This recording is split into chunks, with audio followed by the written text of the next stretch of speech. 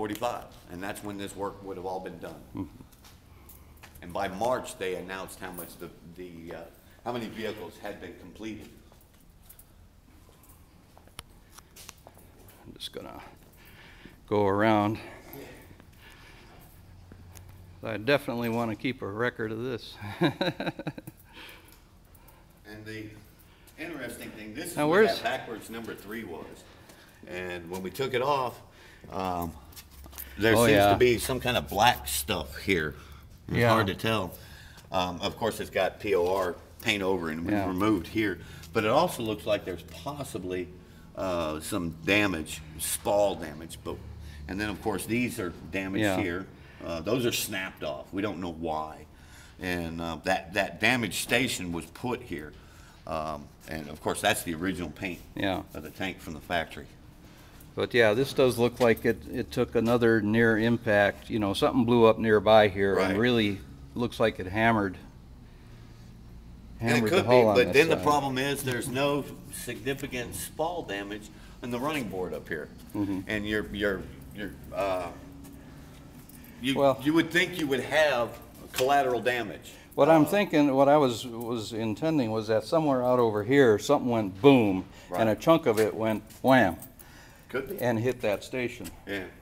And the hull in that spot, because it looks like, so you know, it doesn't look like something exploded against it. Right.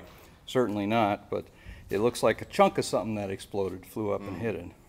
And of course here That's just our guess, but this is the original Cobra King in the writing. You can barely make it out. The other side, actually, I was able to bring out the original. This is not the original star here. There was no star on the hull in December 44.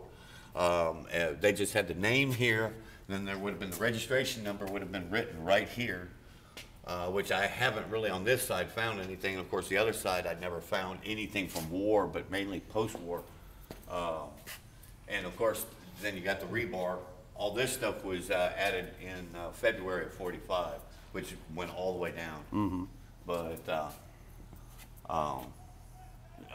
again, no real damage, and that's, you know, I don't want to say it's depressing not to find it, but it's kind of you're expecting like more. I said, you expect more, and there really isn't.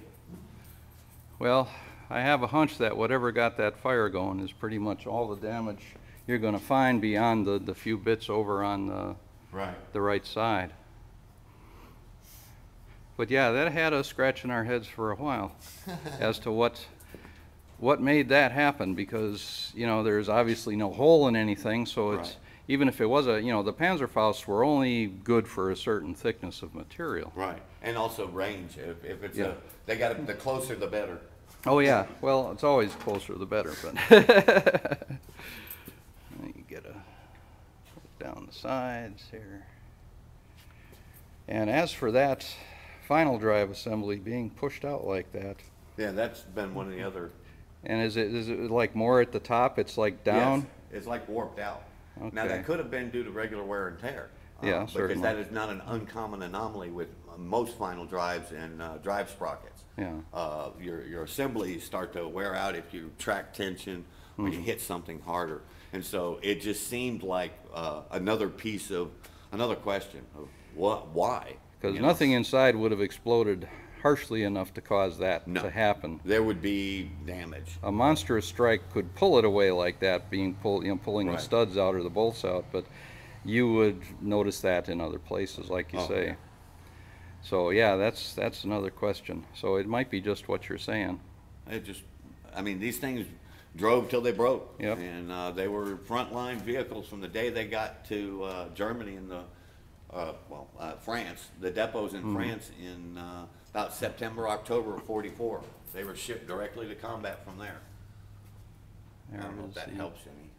The glassy damage from bits and pieces hitting it, maybe little bits of And one of the other jet neat burning things is, from an explosive shell. you can't really tell, but if you can see right there, that's a near miss impact. That's a ricochet. I see it. It's a crease, and that is what of something. It's less likely. That's more likely to be around at a low level than spall, because spall doesn't do that No, that hit at such a shallow angle Right. that it just dented it. It just poof, and then ricocheted. yeah. So that was probably a direct fire round. Probably not a tank round, maybe a small arms, or maybe 20 centimeter, 2 centimeter, 20 millimeter. Yeah, 20 mil would do that. And if it didn't that's hit the squarely. only other piece of damage other than this generalized area here, which actually that little scoop helped us identify this from the 1948 photo. Okay. Excuse me. Anna, where are you? Where are you? What are you, what? Where are you, outside? It's been 35 years since I've seen What? this machine. Where are you at? I am purely amazed to see it here getting its just desserts. Okay, you got me telephonically. It's bigger than I remember it. Everything's supposed to look smaller, but this looks bigger. Here is the turret. I love you too. I'll see you a little bit later. We have a little cajour of a round strike. Cool. Are you almost home? There is the dimple from what looks to be a 50 caliber hit. It could be a ricochet during the battle from, you know, Okay. So you not sound direct like- friendly fire, but something that bounced off something else. Okay. It could also be an 8mm K Yeah, I'll tell you before I armor go. piercing. Okay.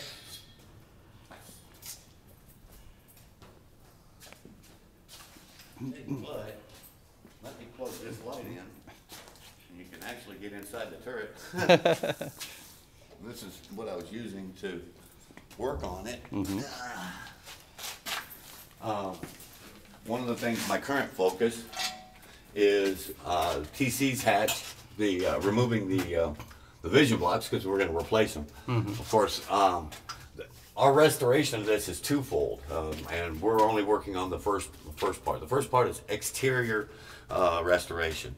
The interior will not be touched, and the reason behind it is because it's a time capsule, and a historic time capsule. Obviously, the tank experienced a fire of some sort, and actually you can see some of the soot here on the wall, which is actually over the bow gunner's location. We don't know what caused that, but we're not going to destroy evidence of it by sandblasting it and painting it.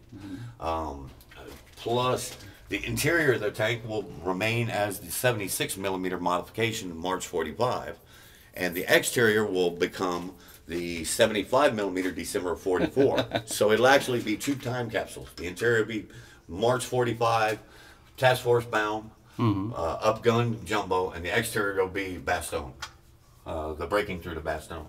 So the interior will only be stabilized, and basically we don't even know how we're going to do that, but we're not going to allow it to degrade anymore. Yeah.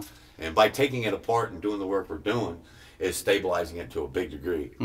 But what we figure we may do is basically coat the interior with a preservant that can be removed when we do, if we do a full interior restoration. But that's going to be years down the line. I'll probably be way too old to do that kind of work. And plus, it'll be moved to Fort Benning at some sort. That's what